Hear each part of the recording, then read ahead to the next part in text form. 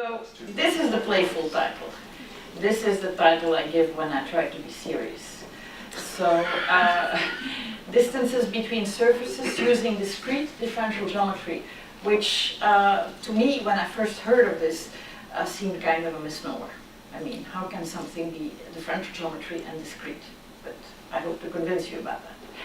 So I really got into this because of a postdoc, a very talented postdoc. I've only had twice in my life a postdoc of this caliber, and he was the second. I really am very happy. He's the older one of those two, and who is now a professor at the Weizmann Institute. And what I really like about him is that he is a mathematician. Before coming to work with me, he was working almost exclusively in computer graphics. But computer graphics is a field in which there are many very astute developments, algorithms that are developed, and very often they have a large doses of ad hocicity. And but he typically would motivate his construction based on a really geometric understanding of the problem, and I really like that. And I had worked in mathematics that had applications to computer graphics, namely on subdivision algorithms before. And when somebody, Niradin, a professor at Tel Aviv University, where Yaron came from, recommended me to him to me as saying he was really great, even if he wasn't doing what I was doing, I said, sure. I mean, I told Nira that from now on, every recommendation she takes, I will immediately accept. I mean, because she recommended this person, and he was fantastic. So, so computer graphics is funded mainly, I mean, it's a big thing, and it's because there's a lot of money in animation and in video games. So 3D animation relies on computer graphics, and computer graphics uses 3D mesh models. So all these surfaces that you see in Pixar movies and so on, they're all really mesh triangulated or quadrangulated meshes that span these surfaces and on which textures are then mapped or grown. The very first realistic object in 3D, in these 3D meshes was the TBolt. This was the first version of the TBolt. And it really was made because somebody who was working in this early field, in this early version of computer graphics, had a spouse who said, why do you do these silly things? I mean, this kind of, why don't you take a real object? And she held up the little TBolt that they had. And since then, the TBolt has been a model, and in fact, it now looks much nicer and fancier. But it's an in-joke that in every Pixar movie you go to see, there is a TBolt somewhere. It might be in the toy chest with which the dolls play at night and so on, but there's a TBolt. I mean, so my children always look for the TBolt. These 3D meshes became more sophisticated over the years, and had many applications. These are all images I stole from the web. I mean, and this is a playful architectural application. This is one for computer-aided design of components in an engine. And of course, you see them in movies.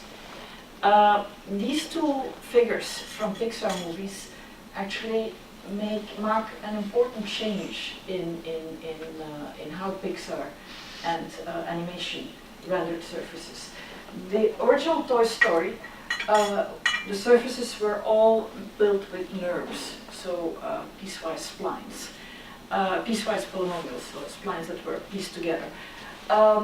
The figure on the right was the main figure of a short that was called Jerry's Game, where this figure played a chess game with himself, and he later made a reappearance as a figure in Toy Story 2 as the repairman of the toys. I see everybody with small children here nods. The difference is that in Jerry, they used something that turned out to be much more powerful for computer graphics than the nerves, which are subdivision surfaces. In subdivision surfaces, you have control points that then govern where you put new intermediate points, and you build up the whole surface. What may change is the rule that you use in order to generate those points. And so, for instance, the whole hand of Jerry is just one surface with a different rule where the nail should be, so that there you can have Lipschitz, but not differentiable cusp, while elsewhere you're smoother. And you can change that rule as you go to finer scales, and that will make it a little bit, I mean, we'll have creases and so on. So before, every finger would have been its own cylinder, and the top maybe something else, and animating that was a much harder thing. It turned out to be so much more useful that after the short of Jerry's game, Pixar actually redigitized all the figures they had from all the main characters from Toy Story, and it redigitized them with subdivision surfaces for the later versions. So people who are really expert can see some differences in the animation between Toy Story 2 and Toy Story 1. Anyway, so, but what I'm interested in, and what I interested Yaron in, was not so much generating surfaces that you would then animate and so on, but working with existing objects. What is it that makes one better than the other? Less data to store? Not so much less data to store as making it much easier to move things. So actually I can go to an image that's a little bit further here. Oh, okay, in this image, the head of the animal is generated by a subdivision surface, and in order to make it open its mouth, you only have to move one control point at a very coarse level, and then all the other things move with it. You don't have to think of, oh, there's this spline that I have to move, and I have to make sure that all the rules stay obeyed there, and so on. Understood. So it's correlated on a much bigger scale. The points are correlated on a... On large scales and on fine scales. Right. So you build it at coarse scales, and then you build it finer scales and finer scales, so you have something that lives at many different scales and it hangs together. Okay, so we want to think about existing objects. So an existing object, how are you going to represent it by a meshed surface? You first have to get the data about this object. One thing you can do is scan it and take with a laser beam and take flight of time of flight return for the laser, and that typically gives you, for small objects, something quite noisy.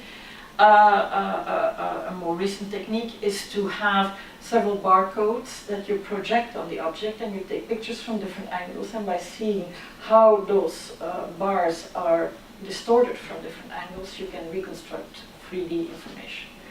In any case, whatever technique you follow, you get a point cloud, which is typically kind of noisy, and you can from there then triangulate, remove noise, make it a Loney triangulation, and for that there exist good algorithms in computer graphics.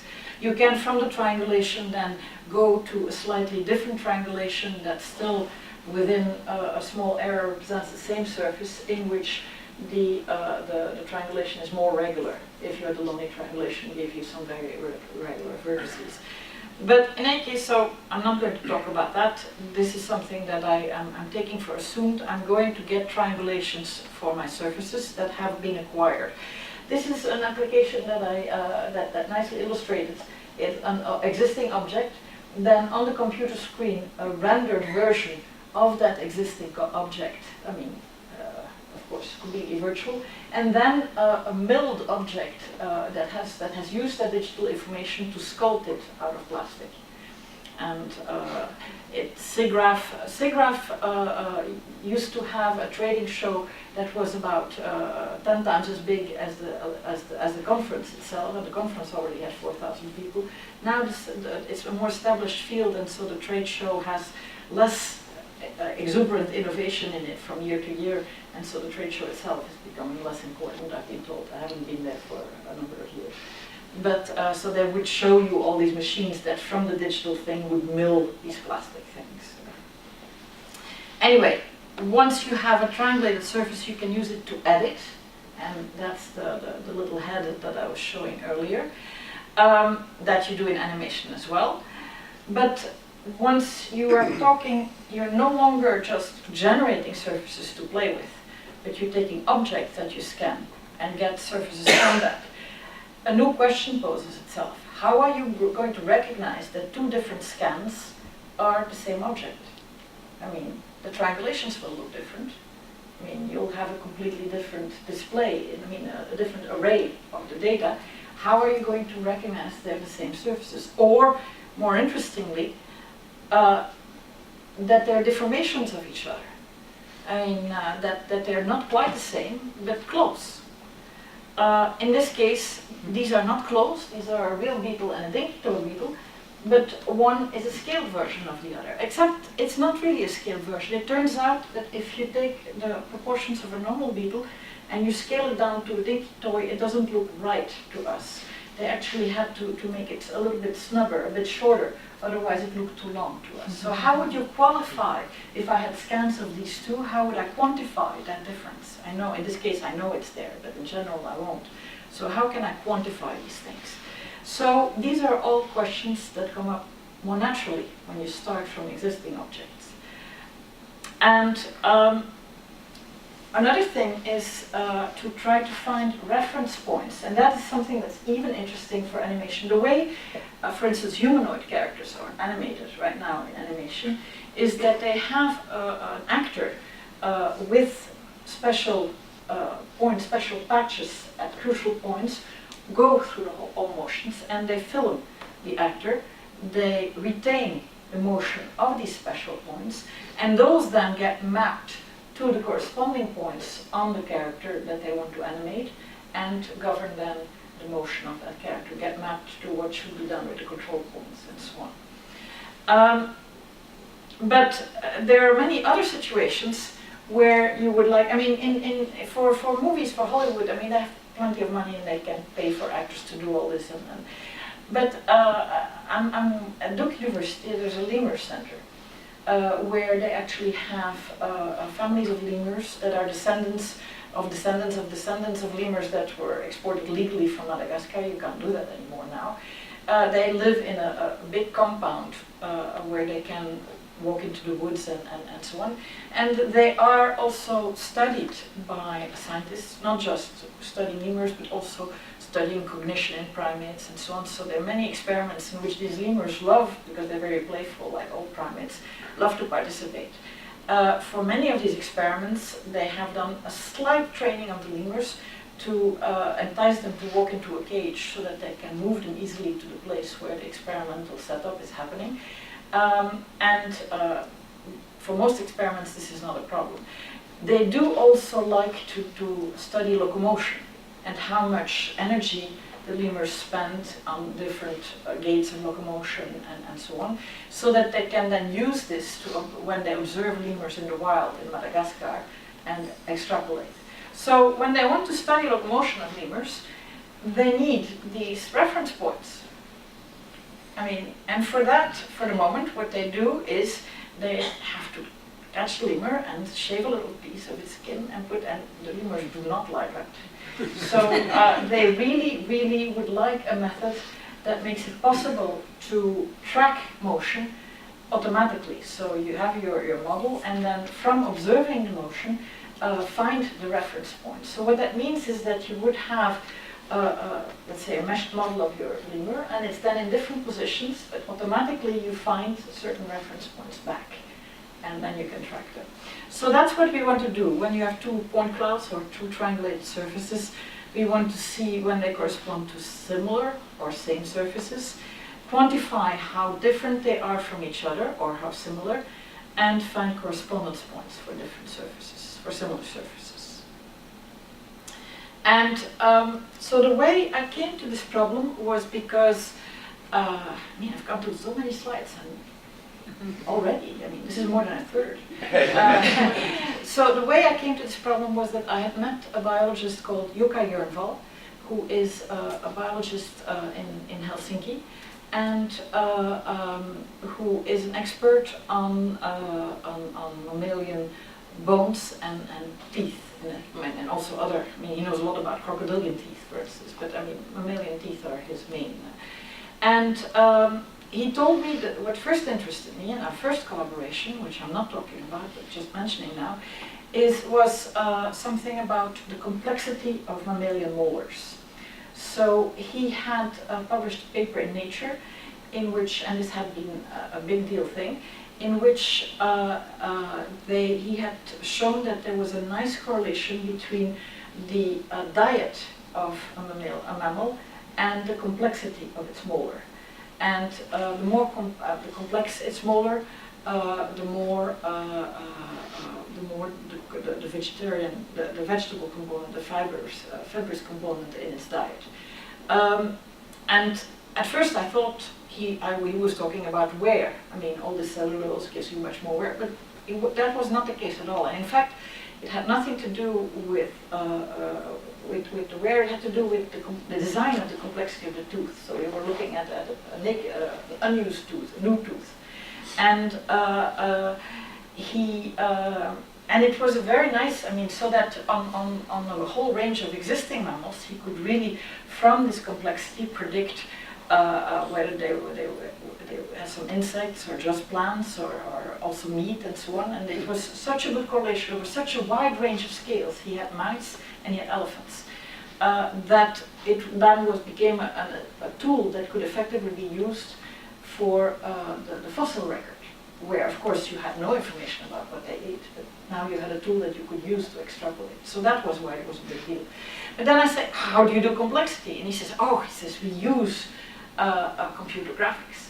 So the way they looked at their teeth was they would get meshed surfaces, and from the meshed surface they would render it using standard computer graphics tools. And a standard way of looking at a surface and getting an idea of the 3D aspect of it is to have it virtually illuminated from 3 different angles by a red, a blue, and a white lamp. And then the different shadows are very good, our eye and our brain are very good at recreating the 3D information. So what he did, he would then take a snapshot of that screen, and then they would count the transitions between blue and red and white and so on. So, but I mean, what you're doing is doing integrating. I mean, finding local curvature and integrating. I mean, you must be able to do that better. He says, oh, and so, yeah. Well, to us that was just off the shelf. I mean, that's why I'm not showing you slides about that, because I consider that mathematics off the shelf. Of course, it had to be implemented, but that was the first thing that Jeroen worked upon with them, and it was nice, and it gave rise to something that was more robust than the measurements they had been doing, and so it was a first success story. But that prompted Jukka to believe that we might be able to do more challenging things. And that's the problem I'm now talking about. He said, look, when we have these, we like to compare surfaces. We like to have one surface for the second molar of a lemur and compare it to that of a microcephalus. I mean, these are just 2 names I remember. I mean, there are of course many more. And the way we do that is we graduate students learn to distinguish distinguishing features on these teeth. And it takes about 2 to 3 years for a graduate student or postdoc to become reliable in this. And they then have maybe 25 special points on each tooth and the corresponding points on the other tooth. They represent each of them by 3 coordinates. We now have this vector in 75 dimensions, and we compute the Euclidean distance between those vectors. And then we do that, we bring them all back to the same scale before we do that. And that gives us lots of distances between different teeth, and we use that in order to classify how close things are and so on. It says, but typically for people who have been trained well and who are really good at this morphologistically, this is reproducible from one person to another, more or less, with some noise.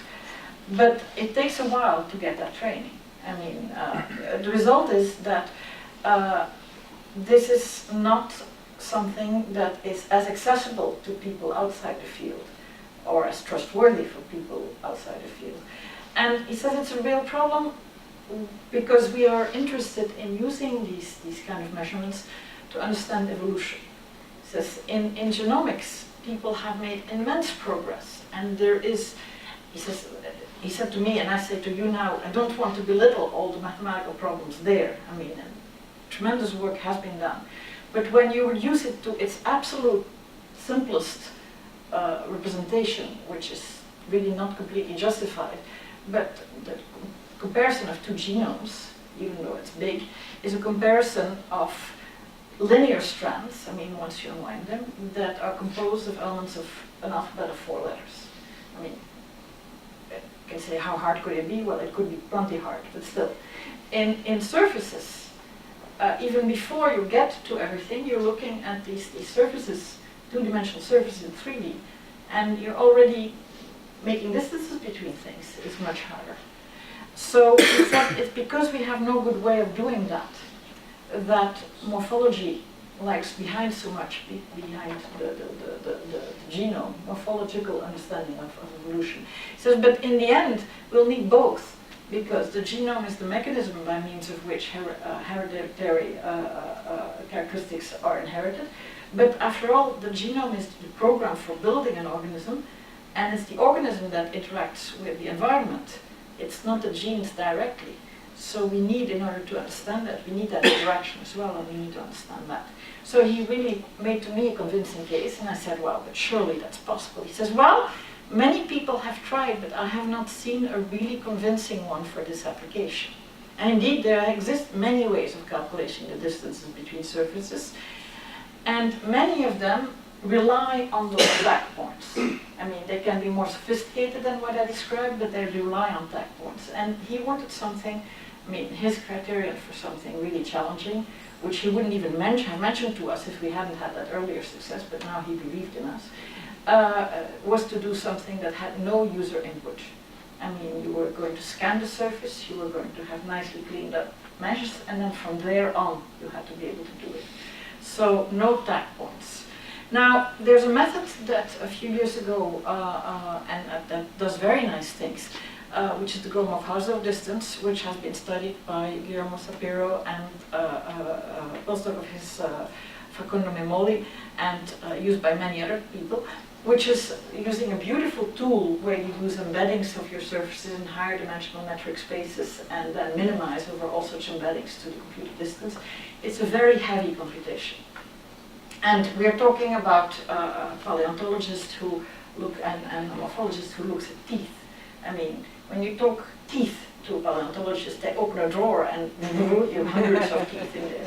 So there's no way you can, with a heavy algorithm, look at all the pairwise distances between those, which is what I wanted.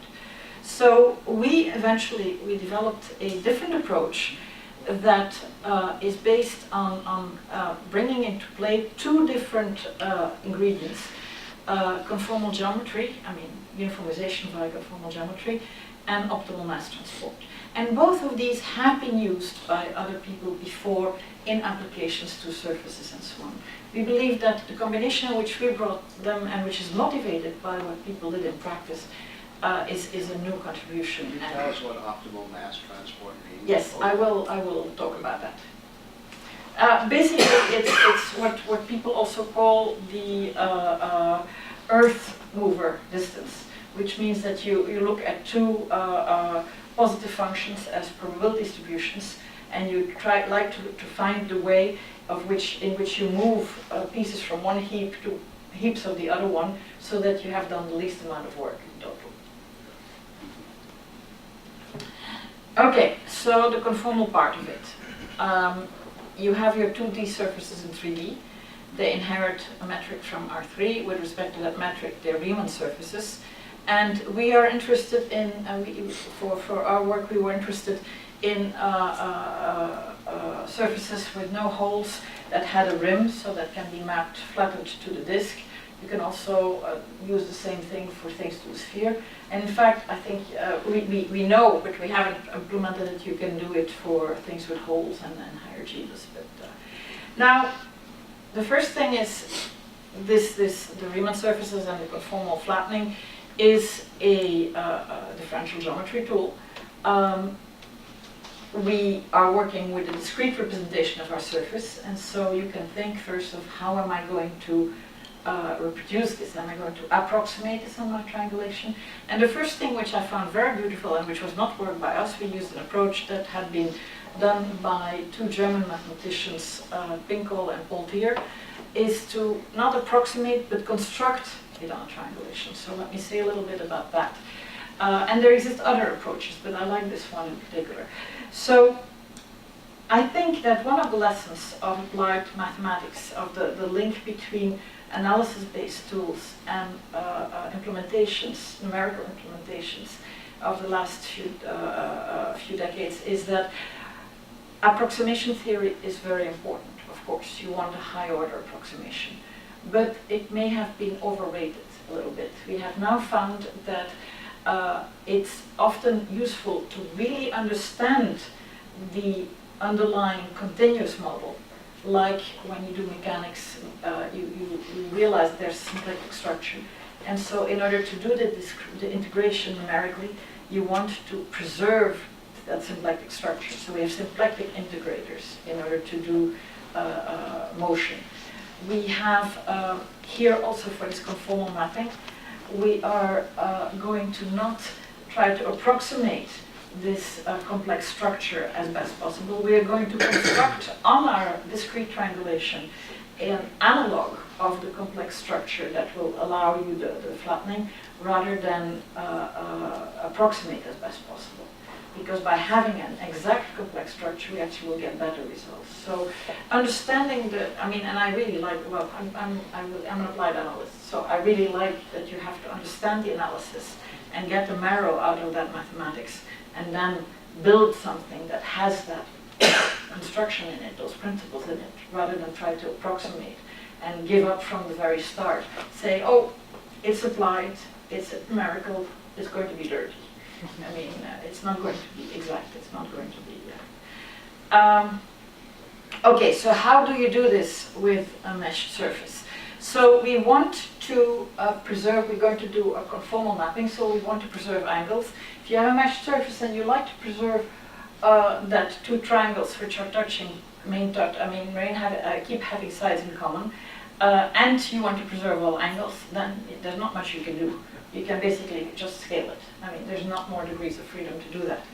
But, so what we're first going to do is translate the whole geometric information into a different form that will allow us a little bit more freedom. And one way of doing that is use what's called the mid-edge point triangular mesh. So in every triangle, you make a similar triangle by looking at the midpoints of each of the three sides and linking them. And if you do that for them all over, you get now a mesh of triangles again, but instead of having sides in common, they have vertices in common, namely just these midpoints. Each one of the triangles is completely similar to its mother triangle, so you have the full geometry in there. I mean the full angle geometry at least. And you can also now you can try to flatten that whole construction, just changing each triangle by a uniform scaling factor. And they keep having these midpoints in common. Of course, what that means for the triangles that they inherited is that the endpoints of the triangles won't exactly coincide anymore. You'll have just, it's as if you hinged all the triangles on the midpoints and you made them go a little bit loose. And but what you do in doing flattening is exactly building this analog of the complex structure. And every one of these midpoints, you have, because of the overlying side, you have the direction of the original side, and you also have an orthogonal direction. And these two are what you use in order to flatten the whole thing. So each triangle has a different scale factor? Yes. Which is also what happens in the conformal mapping. I mean, the Riemann, the uniformization, you have a scale factor that is a continuous function that varies over the whole surface. So I should expect different scale factors for different triangles. But I'm not trying to do it by approximating on each triangle what scale factor would have been and integrating that. I am building a discrete analog of the structure that leads to the flattening, and then using that to operate my flattening mechanism. Okay, and you can show that this indeed tends to, in the limit, as your triangulation goes to sides go to 0, you do obtain the continuous uniformization. Okay, so here this is a lemur tooth. This is actually a tooth of a mouse lemur, so this little animal that's about this big, so you can imagine its molar is this big. This is a tiny little part of the molar. This is the mid-edge point mass. This is the top of the whole molar, and again the mid-edge point triangle. Okay, so in this case we have a rim. We only take the chewing surface. We stopped there, so that's a surface with a rim, and we're going to flatten it to the disc. Now, if you flatten it with this method I use this complex structure, then typically you flatten it to something with a kind of weird boundary, which is not the disc. You can say, well, I can, any domain in the plane, I can conformally map to the disc, and so I can do that. But Yaron came up with a much more beautiful method, which I really like, which uses the powerful, this discrete building of a complex structure. He said, look, if I take my mesh and I take away a triangle in the middle, just in the middle, and I imagine that triangle I will map over infinity. So the triangle I've taken away is a triangle that will come from the very bottom here and go over infinity and link to the two loose triangles at the top. Then, of course, I did that with my triangle that I took away in the middle. I had an edge to my surface. That edge will still be reflected by an edge of triangles that don't link to other things in my whole flattening. And it turns out that because you have this beautiful structure, it turns out that all the not connected, all the points of the mid-edge point meshing that don't link to anything else because they ended up at the boundary, all end up on a straight segment. I mean, this is a consequence of the properties that you do in the complexification. So you've mapped everything to the complex plane minus a segment. For that we have a standard conformal mapping to the disk. We don't have to find which one and so on, it's always the same one. So now you apply that standard one and you've mapped from your original structure everything to the disk via this intermediate step.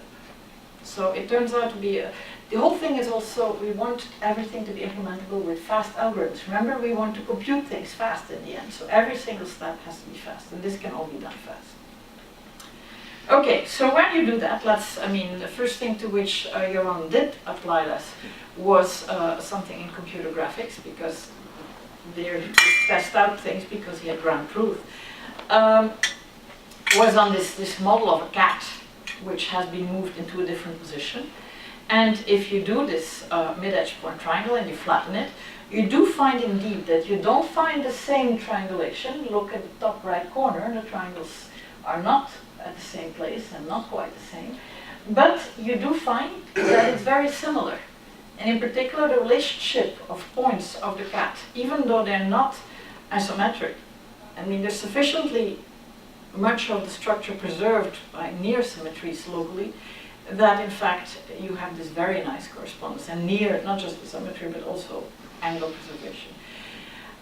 Except that I'm really sweeping something under the rug here. I mean, because if I do this conformal flattening of these two cats, even if I do the conformal flattening of the same cat, I can hardly expect to find exactly the same. I mean, because everything is going to be true only up to a conformal map. I mean, it's not unique. I mean, if I do another conformal map on my disk, mapping the disk to itself, that will be another flattening, will give rise to another flattening. So typically, I get something like this. That don't, yes? So the cat should be a sphere, topologically. Well, no, so it has a hole. It has a hole in its bottom, okay. in its belly. That's how you make it a disk. Yes. Okay. This cat has a hole in its belly. This is cat, and cat has a hole. Okay, so typically you get something like this, and it doesn't look similar at all. So what you have to do is, on one of the two representations, you have to go through conformal images of it and find the one that is closest, and then you have correspondence. Okay, so how do you have some list of conformal images? Well, what happens is that the conformal images, the conformal maps that map the disk to itself and the boundary of the disk also to the boundary of the disk has 3 parameters. So you discretize that and you have something fairly small that you have to search. It's not very large. That's the basic, that's the major reason why we went to flattening, because it makes the search space, for which you have to search, much smaller. It's the reason why the Gromov-Hausdorff distance is a much more heavier. It's much heavier computationally because they go through a parameter space which is much larger that they have to search. Okay, so as I said, we have scaled all these triangles by different factors. That scaling factor is called the conformal factor. So on the disk, as a result of scaling the geometry, we have this function that represents how much did we locally scale. And that is on which we are going to apply mass transport. So let me backtrack a little bit here. So we talked a lot with the biologists and asked them, so how do you do things? And they said, well, in learning how to make points correspond, we learn to really look at the surface and look at the function of different things related to other points. And so they learned this homology, what is similar here to there. So we interpreted this by saying that they looked at each point and the local geometry of it, and that they tried to map things by similarity of local geometry as best possible. And then you have to knit it all together. I mean, you have to look at the other points and see how it all...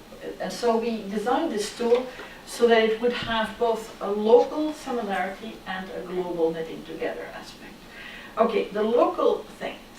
So we'll get there with the optimal mass transport. Optimal mass transport does the following. So if I have 2 sets, x and y, with measures mu and nu, I mean, I consider them as absolutely continuous with respect to a bag, and mu and nu are bounded above and below.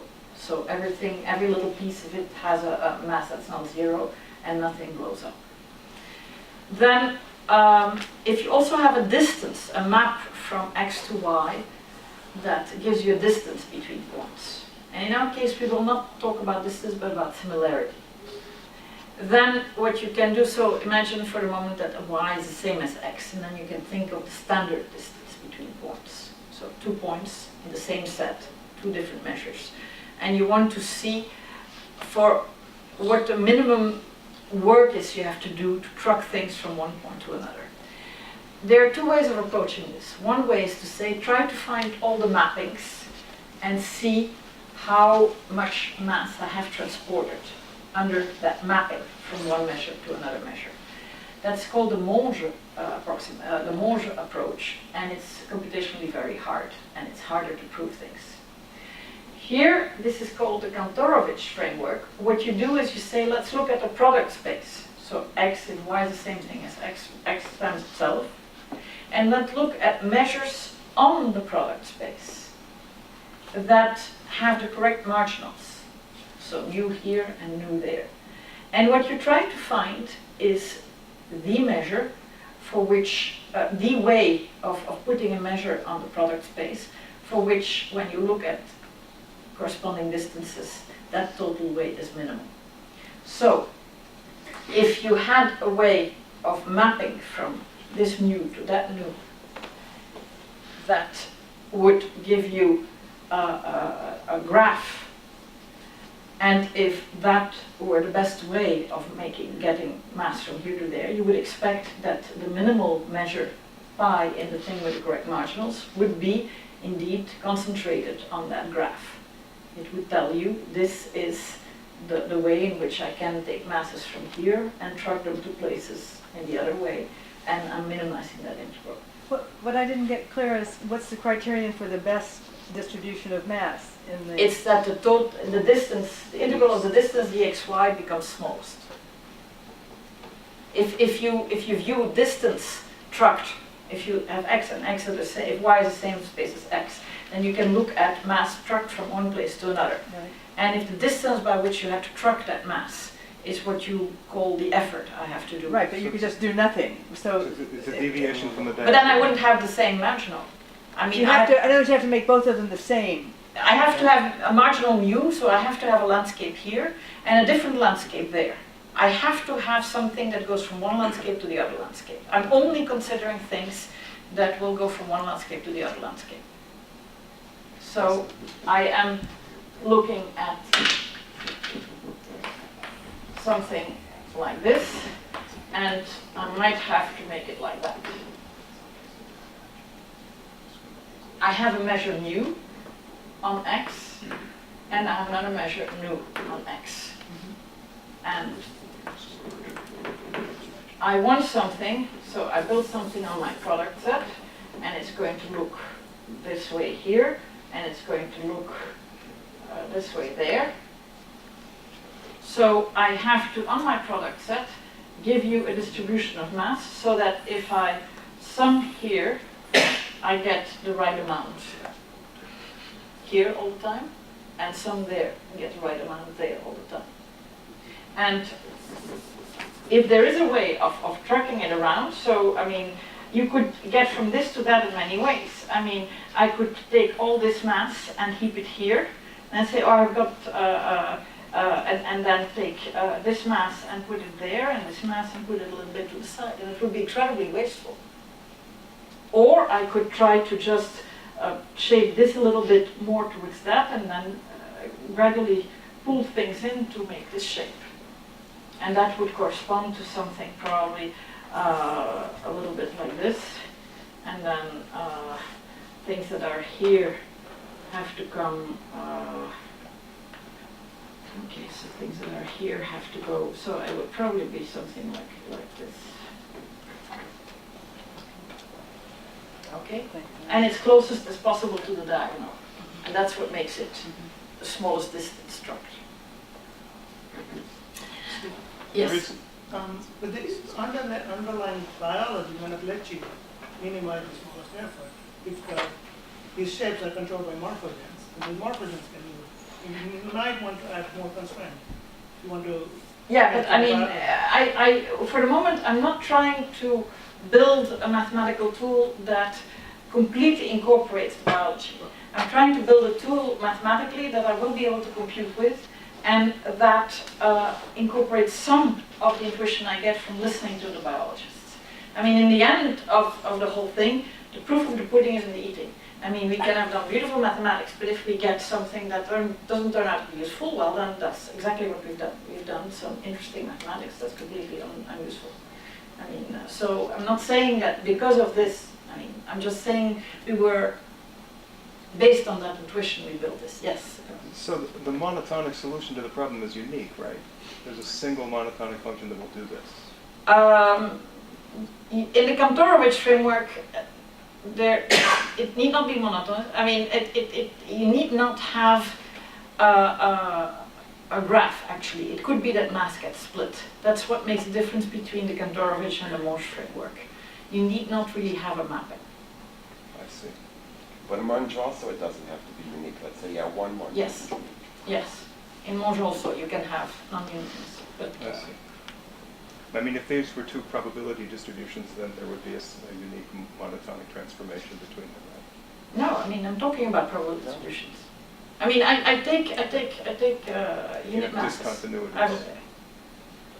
I mean, what happens is the set of all things that have the correct marginals is a convex set. Mm-hmm. So among the minimizers, you will have one extremal point of the sets. Mm-hmm. But there are extremal points of this the set of measures Equally good. that are not graphs. Okay. And I mean, actually, it's an open problem. I believe that we may get eventually to uniqueness, but I mean, I have not, because we have more properties for our measure, for our distance, but that's not a thing. Any case, so what we'll need in order to do this Kantorovich thing is a distance, which will be different from a real distance because we will think of similarity. We also ultimately need conformal invariance. We want it to be robust and easy to implement. Okay, so let's attack conformal invariance.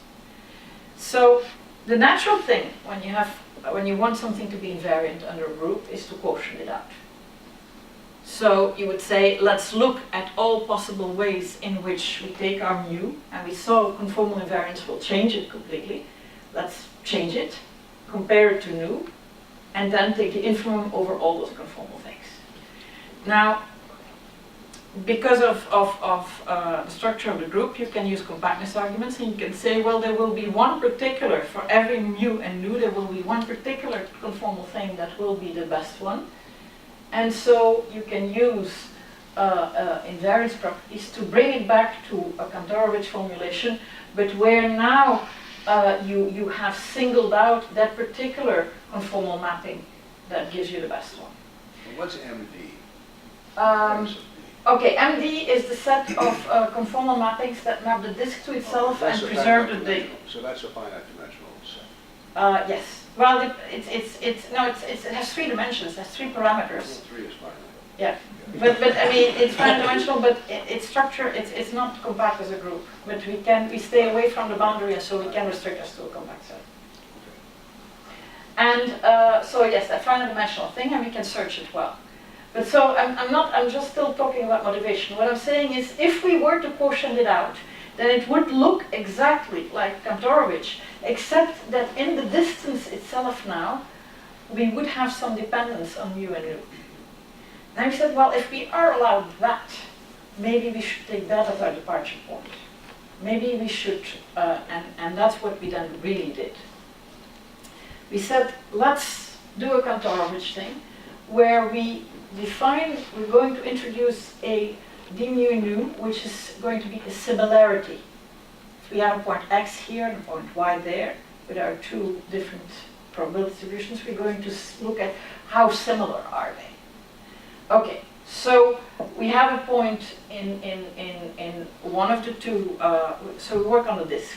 Because we work with conformal mappings, it's really natural for us to use the hyperbolic measure on the disk, because it's invariant under conformal mappings. So we use the hyperbolic measure, and then with respect to hyperbolic distance, we can define little disks.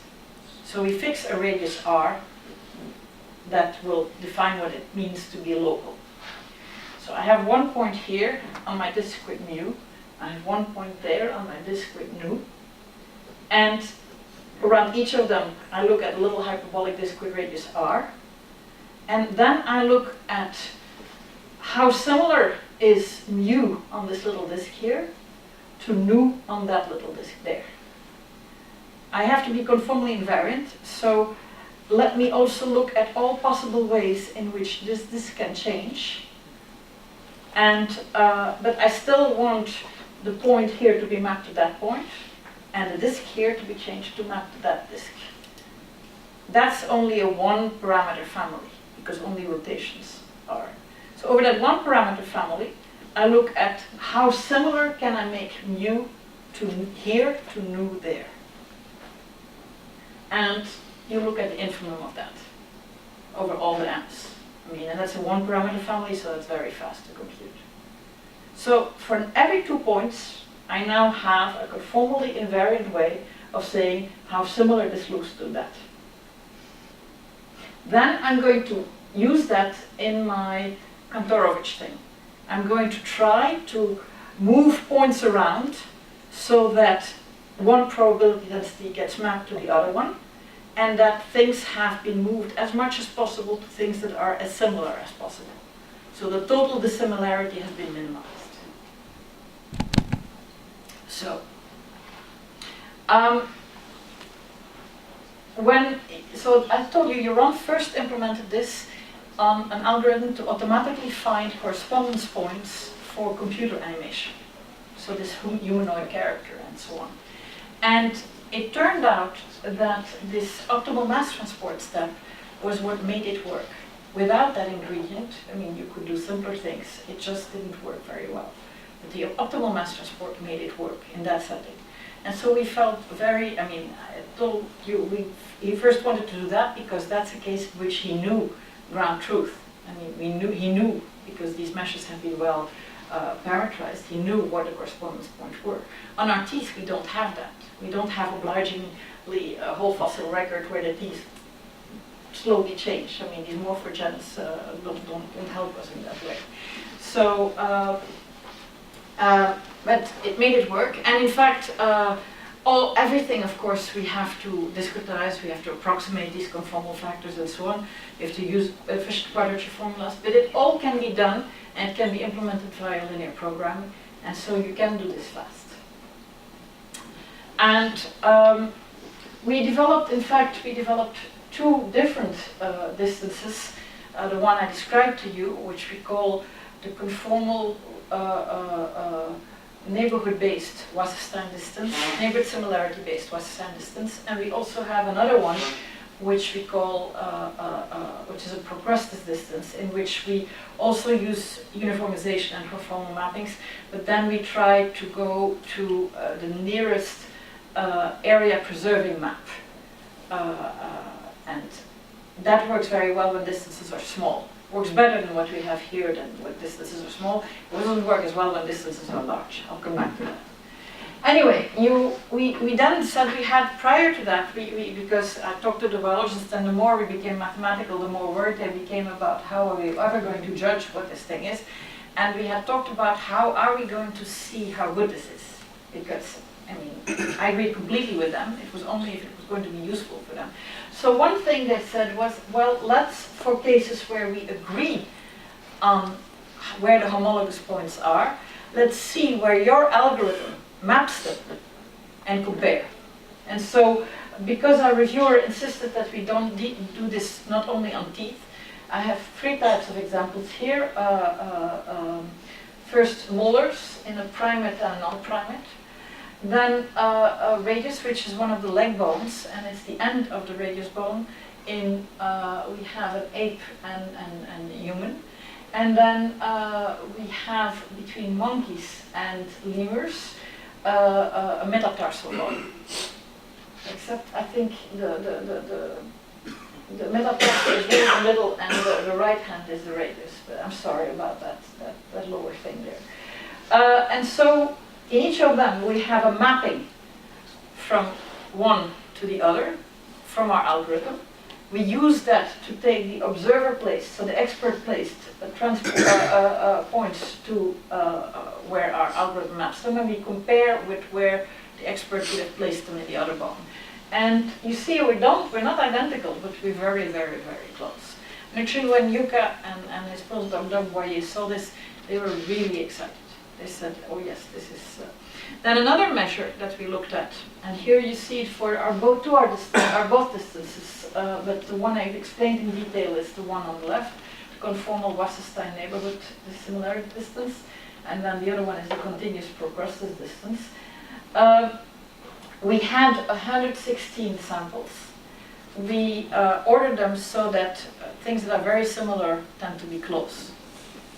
And then we made a matrix with all samples horizontally and vertically, and we give in a color coding with dark blue being the smallest number, and then going through the rainbow to red being very far.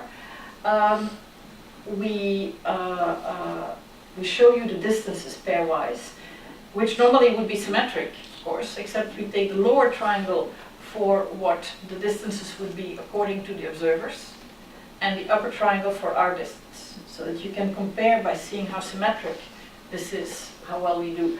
And especially, I mean, I give you two blow-ups near the diagonal.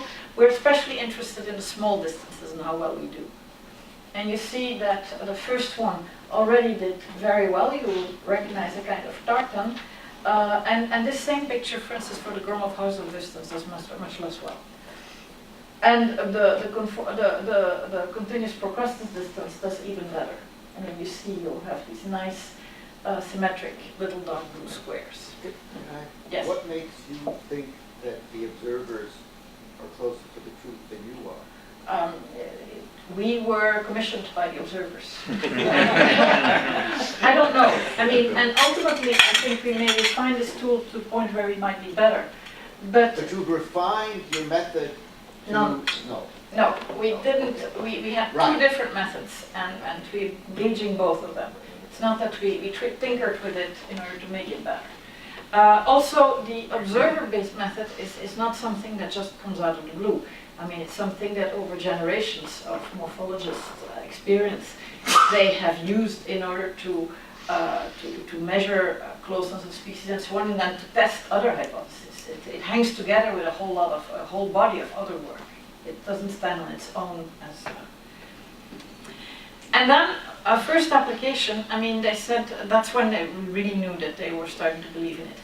And this will lead me then to other things that are now that we're now exploring. So they said there is one case with a lot of teeth of lemurs that is controversial right now in the literature.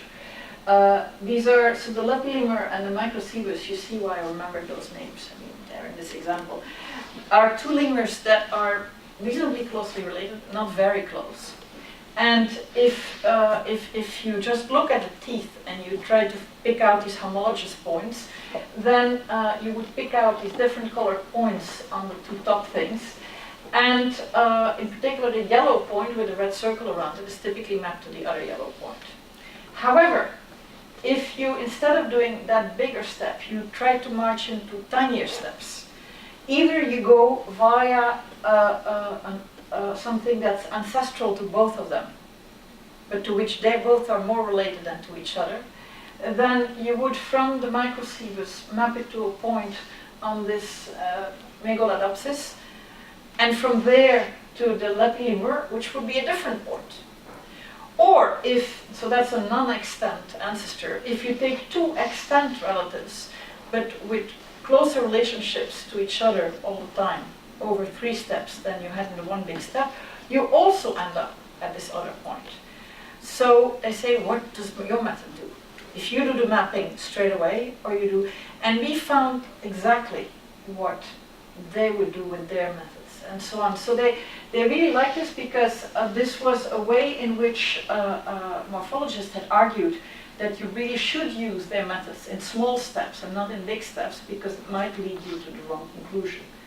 And we like this particularly because we do believe more in these distances when they're small, especially the continuous progressive distance. We believe more for other reasons when it's small. But it also brings us to a whole lot of things that we are now starting to explore. You see, if you think, and this is of course not true because these morphogens do discrete things, but if you try to conceive of all these teeth of related species, of defining a manifold, of having enough, I mean, parameters that have small variations and so on, of defining a manifold that we are trying to sample densely, then you want to learn that manifold. You want to learn the different ways of parameterizing these different teeth and then see how evolution works under that swan. So we'll give you a succinct description of this collection. And one way of learning that manifold is by learning how far apart on that manifold different points are. I mean, that's the method that, I mean, several of you here are familiar with the methods that in diffusion geometry, I mean, the method that Partheniogi and his student Belkin proposed, I mean, or I like better the diffusion method than just the spectrum of Gaussian stuff that's been done in the group of Yale. So I like all I mean, Koishman and his collaborators. So you take all these distances. We have now a way in which compute distances that we especially believe when they're small, and that biologists believe is close to what they have learned over the generations. So we have all these distances, and that will teach us what the manifold is. But we really have much more, so we can use these diffusion-based methods to look at the parameterization. But we really have much more than that, because every point on our surface, on our manifold, is really a surface. What? It's really a surface, a complete surface. So we really have we have fibers. We have a fiber manifold, we have a fibration there. And what we have through our mapping, we have maps from one surface to the next. So we have a connection.